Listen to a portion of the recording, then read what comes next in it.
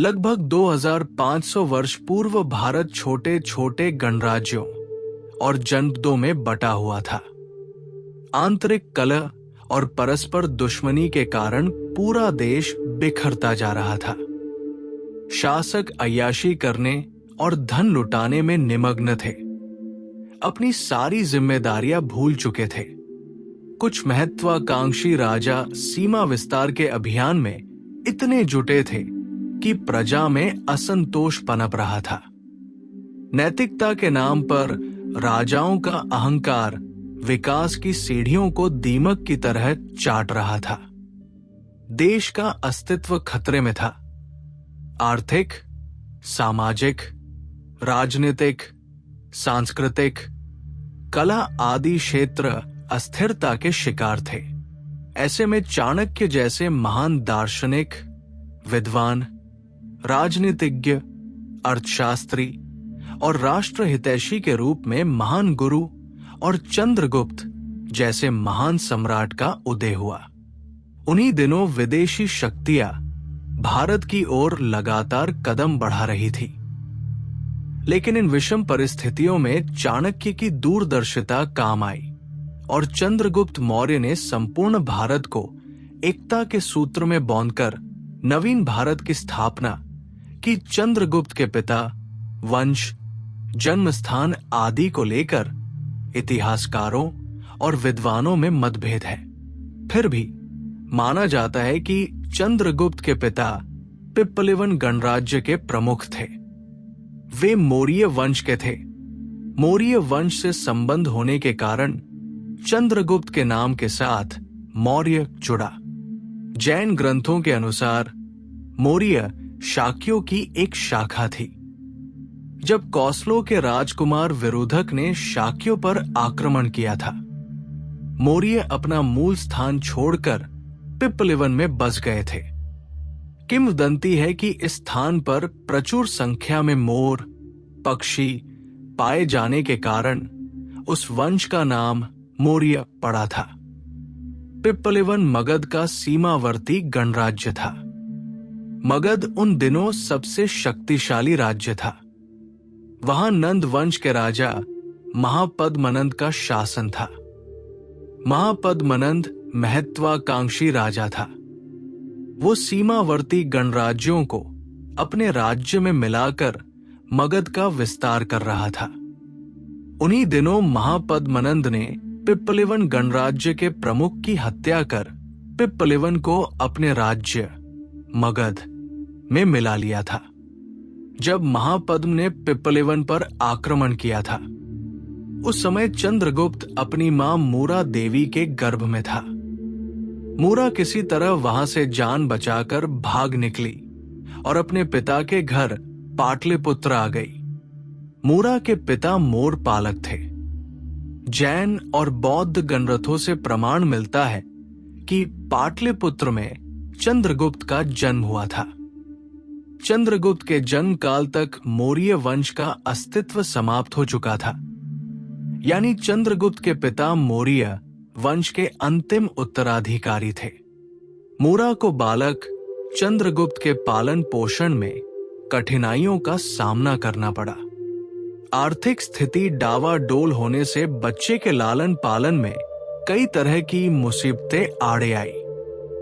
फिर अपने बच्चे का मनोबल न गिरे, इसके लिए मूरा उसे साहसिक कहानियां सुनाया करती थी।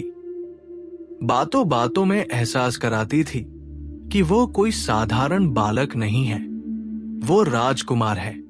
उसके पिता पिप्पलिवन के राजा थे।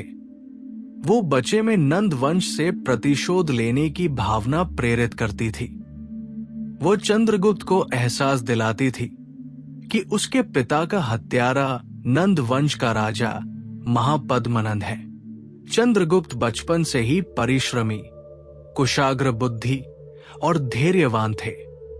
विरासत की घुट्टी में मां ने चंद्रगुप्त को राजकुमार होने का जो एहसास कराया था, वो उसके हृदय में घर कर चुका था। उधर मां अक्सर परेशान रहती थी कि बच्चे का विकास कैसे हो, यथोचित शिक्षा दीक्षा कैसे संभव हो। किसी की सलाह पर मूरा ने चंद्रगुप्त को एक शिकारी के सुपुर्द कर दिया।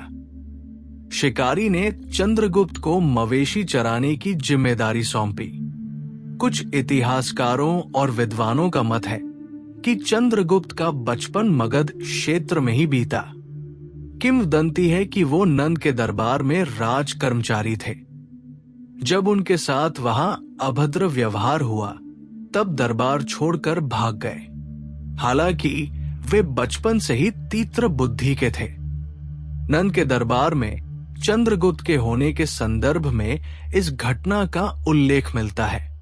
सिंहल नरेश ने नंद के दरबार में पिंजरे में बंद मोम का सिन्हा भेजा। देखने में वो हूबहू जीवित सिंह लगता था। साथ में एक संदेश भी था जिसमें कहा गया था कि पिंजरे में बंद इस शेर सिंह को पिंजरा खोले बगैर जो गायब कर देगा वो सबसे ज्यादा बुद्धिमान और तीव्र बुद्धि का कहलाएगा। नंद के दरबार में स्तब्धता छा गई। चंद्रगुप्त ने इस काम को करने का बीड़ा उठाया। उन्होंने लोहे की एक शलाका छड़ तपाई। जब शलाका तपकर लाल हो गई तब उसे मोम के शेर पर रख दिया। थोड़ी ही देर में बंद पिंजरे से शेर गायब हो गया। वैसे नंद के दरबार में चंद्रगुप्त के होने का ठोस प्रमाण कहीं नहीं मिलता। मात्र कहानियों में कहीं कहीं इसका उल्लेख है। चंद्रगुप्त गांव के अन्य ग्वाल बालों के साथ मवेशी चराने लगे। वे सब मवेशियों सहित गांव के बाहर एक चरागाह में जाते थे। बालक चंद्रगुप्त अपने साथियों में सबसे होशियार और तीव्र बुद्धि के थे। उनकी समझदारी और सभी के साथ समान व्यवहार करने के कारण उन्हें सभी सम्मान देते थे। सभी साथियों ने चंद्रगुप्त को अपना मुखिया मान लिया था। वे उनके आदेश का पालन करते थे। एक दिन की बात है, चंद्रगुप्त साथियों के साथ राजा राजा का खेल खेल रहे थे। इसमें वे राजा बने थे। प्रजा बने उनके साथी बार बार अपनी समस्या बताते थे और वे उनका समाधान करते थे। वे जमीन पर नहीं बैठे थे बल्कि उनके साथी ही सिंहासन बने हुए थे। उनकी पीठ पर बैठकर वे न्याय कर रहे थे। संयोगवश तक्षशिला विद्यापीठ के आचार्य चाणक्य उधर से गुजर रहे थे। बच्चों का खेल देखकर वे रुक गए। वे चंद्रगुप्त को देखकर प्रभावित हुए। चंद्रगुप्त को देखकर उन्हें लगा कि ये बालक होनहार है। उन्हें किसी ऐसे पुरुष की तलाश थी जो नंद से बदला लेने में उनकी मदद कर सके। वे चंद्रगुप्त के गुण स्वभाव देखकर हैरान थे। एक राजा के रूप में चंद्रगुप्त अपनी प्रजा को अभय दान दे रहे थे। उन्होंने चंद्रगुप्त की परीक्षा लेनी चाहिए। पास आकर उन्होंने कहा, हे राजन, मुझे भी कोई उपहार मिलना चाहिए। चंद्रगुप्त ने उत्तर दिया, हे ब्राह्मण, आप अपनी पसंद से गांव की कोई भी गाय ले सकते हैं। मेरा वचन भंग करने का साहस किसी में नहीं है। चाणक्य ने मुस्कुराकर कहा, मैं इनमें से कोई गाय कैसे ले सकता हूं?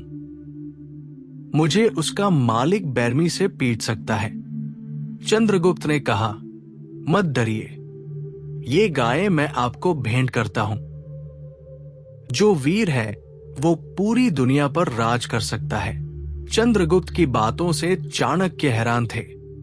उन्होंने साथ में खेल रहे बच्चों से उनका परिचय पूछा। उन बच्चों ने कहा कि जब ये मां के गर्भ में था तभी इसकी मां ने इसे किसी सन्यासी को सौंप देने का संकल्प किया था। चाणक्य ने भी गांव में आने का उद्देश्य बताया। उनकी बातों से चंद्रगुप्त भी प्रसन्न हो गए। चाणक्य ने वचन दिया कि वे उसे सचमुच का राजा बनाएंगे। चंद्रगुप्त उनके साथ जाने के लिए तैयार हो गए और चाणक्य चंद्रगुप्त को लेकर चल दिए। दूसरी तरफ कहा जाता है कि मगध के राजा महापद्मनंद ने जब पिप्पलिवन पर आक्रमण कर चंद्रगुप्त के पिता की हत्या कर वहां अपना कब्जा जमा लिया था। तभी उनकी मां ने नंद वंश को नष्ट करने का संकल्प लिया था। जब चंद्रगुप्त का जन्म हुआ तो उन्हें लगा था कि उनका संकल्प पूरा हुआ। बातों बातों में वह चंद्रगुप्त को नंद राजा से बदला लेने के लिए प्रेरित करती थी। जब भी बालक चंद्रगुप्त अपने पिता का जिक्र करता, वो कहती, पुत्र, तुम्हारे पिता की हत्या मगध के राजा महापद्मनंद ने कराई है, तुम इसका बदला जरूर लेना।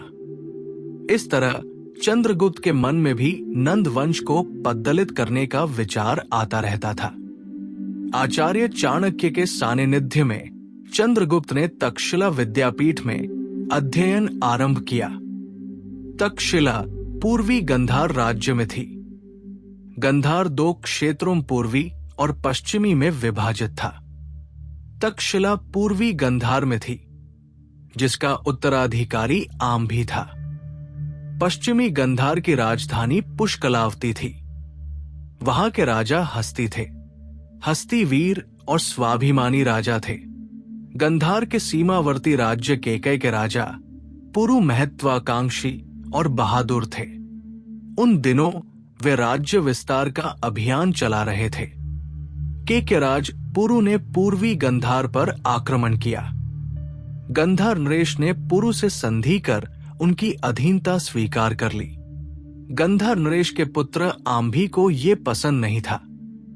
उसके मन में केकयराज पुरु से बदला लेने की भावना पनपने लगी। उधर पश्चिम की ओर से यवनराज सिकंदर विभिन्न राज्यों पर अपना आधिपत्य जमाते हुए आगे बढ़ रहा था। चूंकि आम्भी के मन में केकयनरेश से प्रतिशोध लेने की भावना प्रबल थी, उसने षड्यंत्र रचने और सिकंदर से संधि करने का मन बनाया। वो पुरु को परास्त करने के लिए किसी भी हद तक जाने की ठान चुका था। इसकी सूचना जब गंधार नरेश यानी आम्भी के पिता को मिली तो वे हतप्रभ रह गए। इसी शोक में उनका प्राणांत हो गया। तक्षशिला विद्यापीठ में चंद्रगुप्त को शास्त्रों के साथ साथ युद्ध और शासन की शिक्षा दी गई। स्वयं चाणक्य वहां राजनीति के आचार्य थे। उनका संरक्षण पाकर चंद्रगुप्त का पूरा व्यक्तित्व बदल गया। वे प्रतिभाशाली और कुशाग्र बुद्धि के तो थे ही, अत चाणक्य के चहेते बन गए। विद्यापीठ में इस प्रतिभाशाली विद्यार्थी की तूती बोलती थी। कभी समय में चंद्रगुप्त ने शस्त्र संचालन, व्यूह रचना, राजनीतिक, सैन्य संचालन, राज व्यवस्था आदि में महारत हासिल कर ली। अपने अध्ययन काल में चंद्रगुप्त ने राजनीतिक स्थितियों और पूरे भारत की परिस्थितियों का गहन अध्ययन किया। उन्होंने अपने अध्ययन में पाया कि भारत छोटे छोटे राज्यों में बंट हुआ है। शक्तिशाली राजा अपने पड़ोसी राज्यों पर नजर गड़ाए बैठे हैं। बड़े राजा पड़ोसी छोटे राजाओं पर हमलावर हो जाते हैं। छोटी बड़ी लड़ाइयां होती रहती हैं। इससे भारत की आंतरिक शक्ति क्षीण पड़ती जा रही है। सैन्य शक्तियां भी छंटती जा रही है। वैर भाव व वैमनस्यता भारत की जड़ें कमजोर कर रहे हैं। ऐसे में विदेशी हमलावर राज्य दर राज्य जीतने में सफल हो रहे हैं। चंद्रगुप्त को विद्यापीठ में भारत की इस वस्तु स्थिति का गहराई से अध्ययन करने का अवसर मिला था। जब चंद्रगुप्त की शिक्षा लगभग पूरी होने को आई, उन्हीं दिनों विदेशी आक्रांताओं ने फिर से भारत पर आक्रमण शुरू कर दिया। मकदूनिया के राजा फिलिप का पुत्र सिकंदर लगातार आगे बढ़ रहा था। वो भारत को जीतकर यहां से धन संपदा लूटकर अपने देश ले जाना चाहता था। विद्यापीठ के सभी विद्यार्थी इससे उद्विग्न थे। ऐसे में चंद्रगुप्त और आचार्य चाणक्य की नींद उड़ना स्वाभाविक ही था।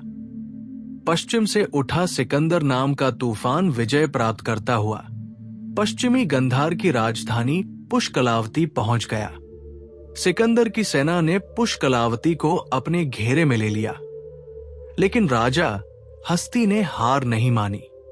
उन्होंने वीरता के साथ सिकंदर का मुकाबला किया, पर उनके सैनिक ज्यादा देर तक टिक नहीं सके। अंत में राजा हस्ती भी अदम्य साहस, शौर्य और शक्ति का परिचय देते हुए युद्ध भूमि में ही वीरगति को प्राप्त हुए। उधर पूर्वी गंधार के राजा आम्भी ने सिकंदर के सामने पराजय स्वीकार कर ली। आम्भी ने सुना था कि सिकंदर शरणागत की रक्षा करता है। उसने देशहित को तिलांजलि दे कायरता का परिचय देते हुए अधीनता का वरण कर लिया। इस प्रकार संपूर्ण गंधार सिकंदर की मुट्ठी में चला गया। उधर सत्ता लोलुप आम्भी समस्त वाहिक प्रांत का राजा बनने का सपना देख रहा था। उसकी नजर केकय पर थी। वो केकयराज पुरु को झुका देखना चाहता था। सिकंदर ने ईपू 326 में सिंधु नदी को पार कर भारत में प्रवेश किया था। तक्षशिला को भारत का प्रवेश द्वार माना जाता था। आम्भी के राज्य पर कब्जा करने के बाद सिकंदर ने सिंधु से वितस्ता यानी झेलम नदी तक इस राज्य की सीमा को विस्तार दे डाला।